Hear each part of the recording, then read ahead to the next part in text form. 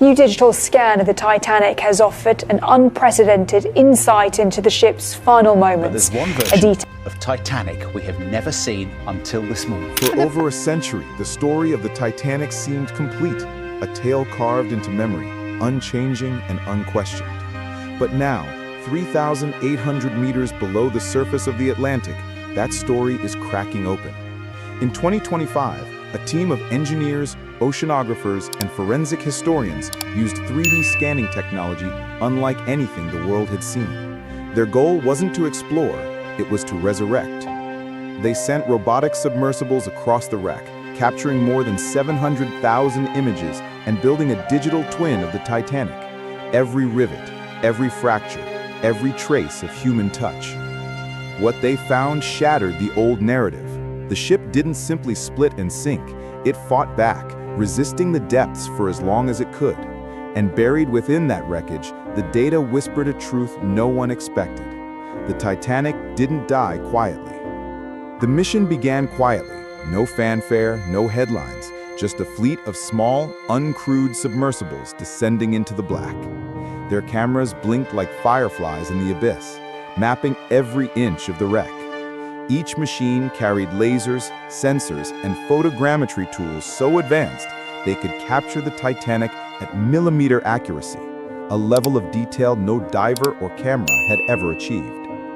For weeks, they crisscrossed the site in a perfect grid, gathering over 16 terabytes of visual data. Every bolt, every dent, every collapsed beam was logged and reconstructed into a full-scale digital twin. For the first time, the Titanic was not just seen, it was measured, decoded, and rebuilt in light. When the first high-resolution render appeared, the control room fell silent. The Titanic stood before them again, not as a ruin, but as a living memory. When the first high-resolution render came online, it was like watching the past breathe again.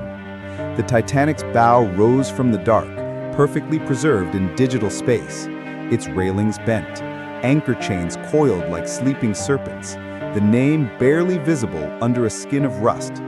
But the closer the scientists zoomed in, the more unsettling the picture became. The model showed seams that didn't match old blueprints, fractures twisting across the hull in patterns no one had predicted. The once accepted image of a ship snapping cleanly in half was gone. Instead, the data revealed something slower, steel stretching, decks folding, machinery ripped away as the ship fought gravity itself. Every frame contradicted a century of belief. And then, inside the stern section, a discovery no one expected appeared. Signs of power systems that stayed active long after the ship should have been dead. In the ghostly silence of the deep, the scans uncovered something astonishing. The Titanic's power grid had remained active long after the flooding began. Electrical junctions, wiring, and even scorched copper traces showed a pattern of deliberate rerouting. Someone had been down there, fighting to keep the ship alive. Forensic engineers studying the 3D model found a single steam valve, locked open. It was a small piece of evidence, but it told a story of immense courage.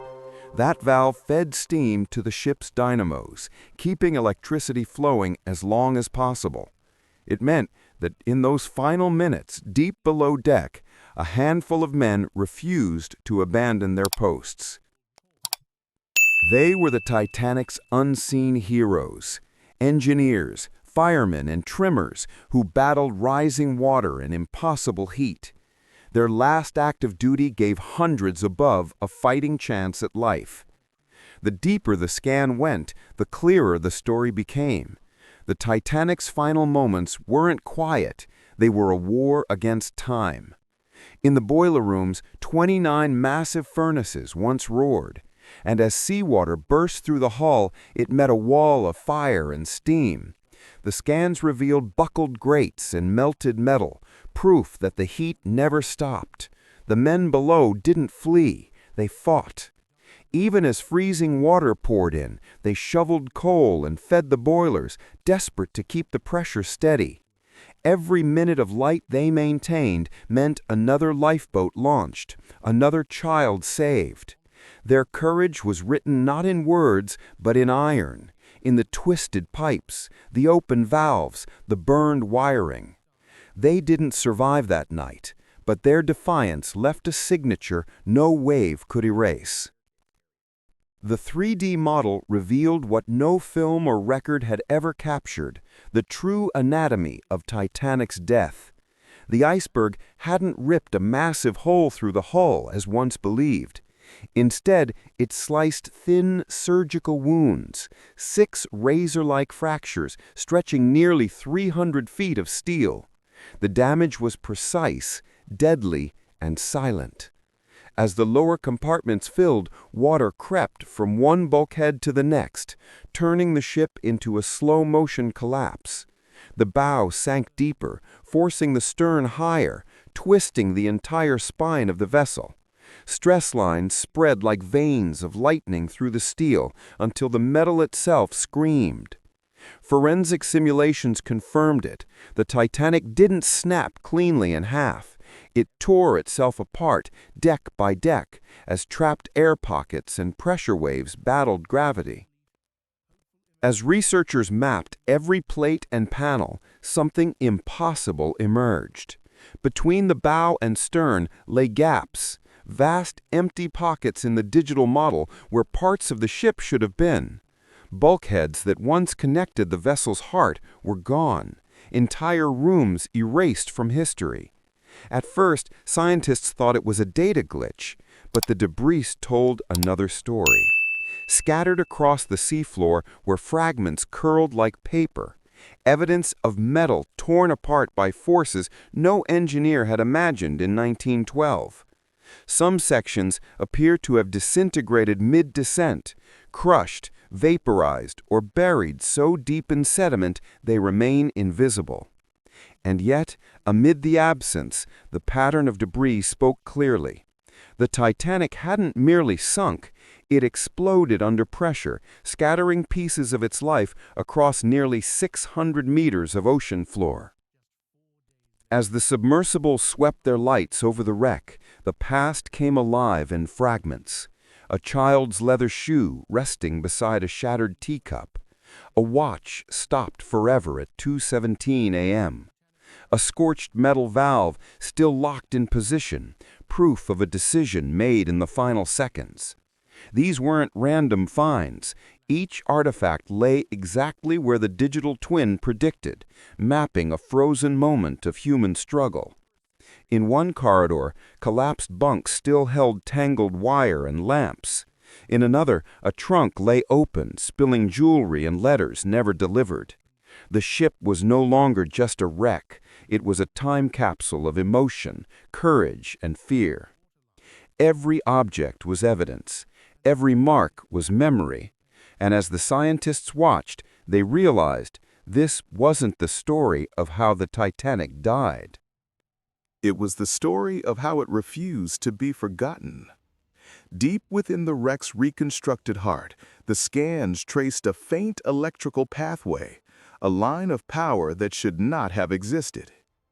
It led straight to the Marconi radio room, the ship's voice to the world. Forensic analysis revealed burnt circuits and fused wires, proving that the operators, Jack Phillips and Harold Bride, had continued sending SOS messages long after the engines failed. Those final signals, once dismissed as legend, were now confirmed fact. Even as the decks tilted and the sea climbed the walls, the Titanic's pulse still flickered through the darkness.